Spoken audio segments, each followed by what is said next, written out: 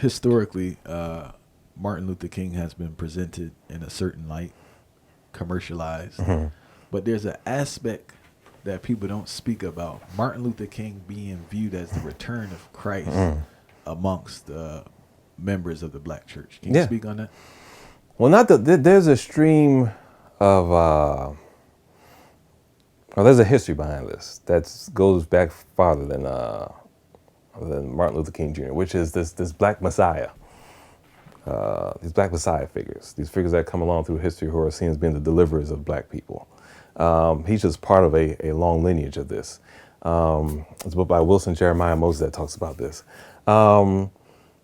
King was seen as being, the second coming of Moses, the Black Messiah, some deliverer who's going to take black people to the promised land. There are some people who embrace this, some followers who embrace this, and some that hated it.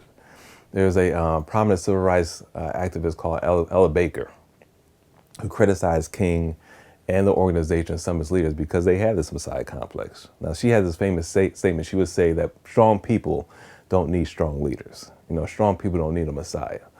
She was one of those, with many others, who felt that that the followers or the persons who follow these leaders too often look to them to change things without taking responsibility on themselves.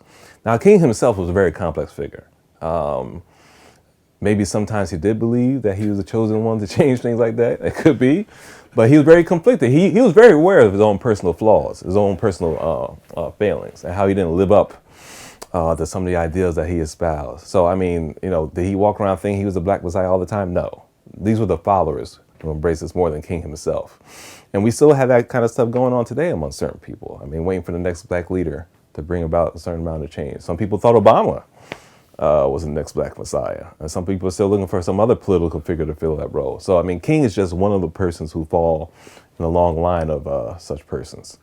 Is this need for a Messiah remnants of just constant oppression and being beat down? Or is it a situation where, I don't know, it seems a fine line between a need for help and no accountability? Well, yeah, it's a fine line, but it's also, what can a community do for itself? First of all, if the community doesn't have resources, if the community doesn't have the wherewithal, if it doesn't feel connected to some divine figure, because one of the parts, or one of the things that the charismatic figure has that we don't have, we believe, is some connection to the divine. They have some special power that we don't have. So again, part of the beating down is, we don't have any resources, but also we've lost our connection to some higher power that can radically change things, because we believe the charismatic figure or the Black Messiah or the second coming of Jesus, whatever this figure represents, that they could bring about miraculous change in our current situation. Not gradual change. They have the direct connect. Yeah, they could change it overnight or over a series, like some miracle is going to happen, things are going to change, which most people don't believe they can do. Which again goes back to the frustration of waiting for gradual change or for laws being passed or some other thing to happen. People get frustrated, they want the quick fix. And that makes them susceptible to all kinds of dangerous messages too.